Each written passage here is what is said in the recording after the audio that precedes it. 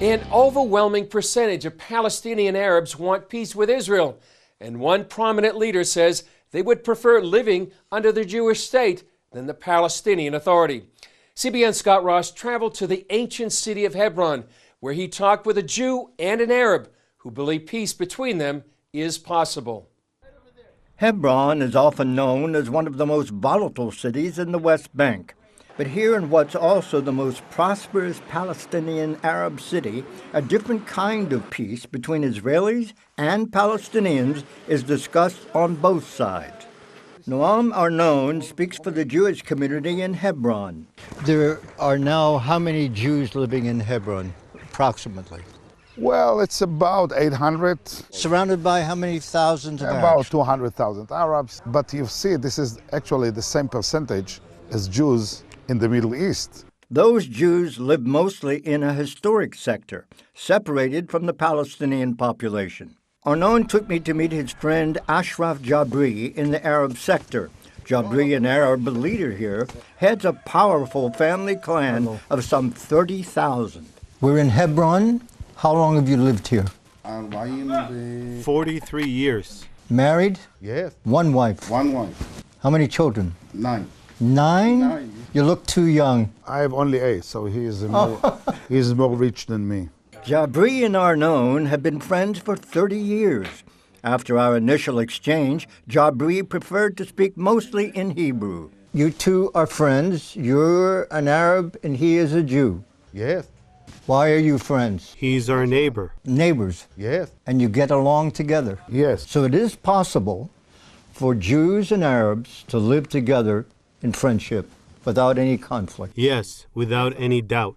30 years ago, we were working together, doing business together. Why don't more Jews and Arabs live as you live with your friend?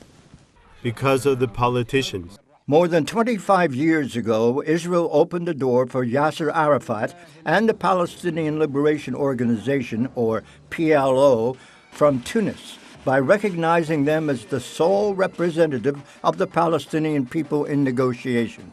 Arafat and then Israeli Prime Minister Yitzhak Rabin signed the Oslo Accords on the White House lawn in 1993, creating the Palestinian Authority out of the PLO to govern the Palestinians.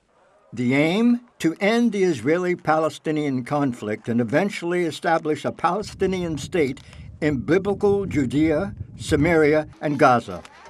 Jabri says it hasn't worked. The PLO signed the Oslo agreements 25 years ago.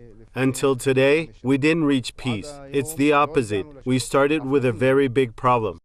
In the Oslo Accord, the Israeli government had brought the PLO to control the local population. And they said, you bring those people, the corrupted and the terrorists, to control us? Why? I feel ashamed about it. We disappointed them, we betrayed them. What did the PLO think of you?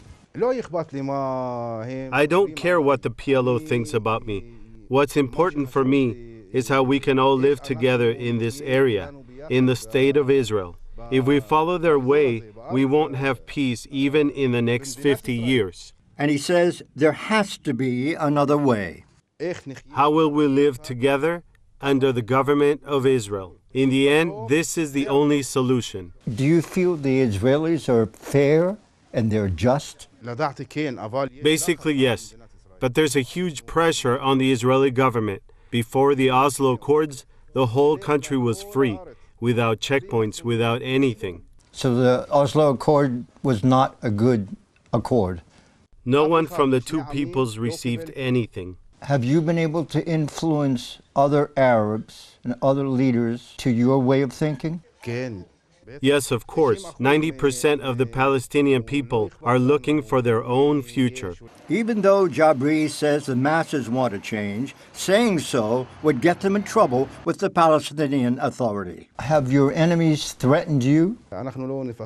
We're not afraid of anyone. We speak from our hearts. We speak the truth. Do you have hope for the future, for peace in the land?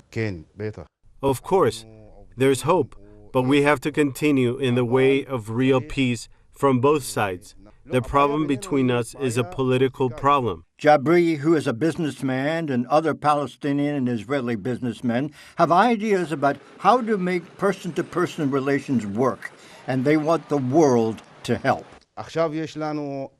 We established a nonprofit in Ariel, Samaria, Chamber of Commerce and Industry. We work together. We have no problem with the Jews in any place in the country, in Tel Aviv or in the territories. U.S. Ambassador to Israel, David Friedman, recently visited the Judea-Samaria Chamber of Commerce and Industry in the city of Ariel that Jabri helped found. It's intended to develop greater economic opportunities and integrated business models.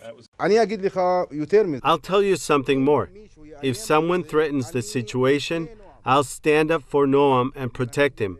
I'm against all the troublemakers and will protect our area. He would protect you. Yes. Yes? It's our culture. He's my friend. I won't betray his life ever. This is how I understand peace. President Trump has yet to unveil his Israeli-Palestinian peace plan, and it's unclear what it contains. But if it's up to Jabri and Arnon, it will be a whole different ballgame. Scott Ross for CBN in Hebron. Alpha.